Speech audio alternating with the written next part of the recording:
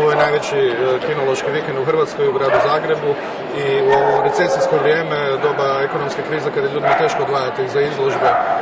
Mi imamo veliku sreću da imamo rekordnu izložbu u Hrvatskoj, naravno ne uspoređujući sa europskom izložbom Pasa gdje smo imali 11.000, ali ovaj cijeli kinološki vikend, znači 2 međunarodne izložbe plus specijalne izložbe pastorskih klubova u petak su privukle 4.000 pasa u Zagrebu.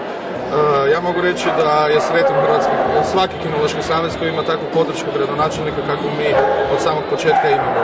Da ne govorimo od rješavanja prostora u kojem rade djelatnici Hrvatskog kinološkog saveza do pomoći u organizaciji najbolje, kažu ljudi, do sada evropske izložbe i kada one zagrebačke, do svega ovoga što održavamo uvijek na Velesajmu, podrška gradonačelnika koji je osvjedočeni ljubitelj pasa i njegovog Rudija koji nam se i pridružuje uvijek u finalu i predaju pokal pobjednicima, jedna velika čast i vrlo smo zahvalni gradonačelniku. Nadamo se da će nas nastaviti posjećivati i podržavati naš rad.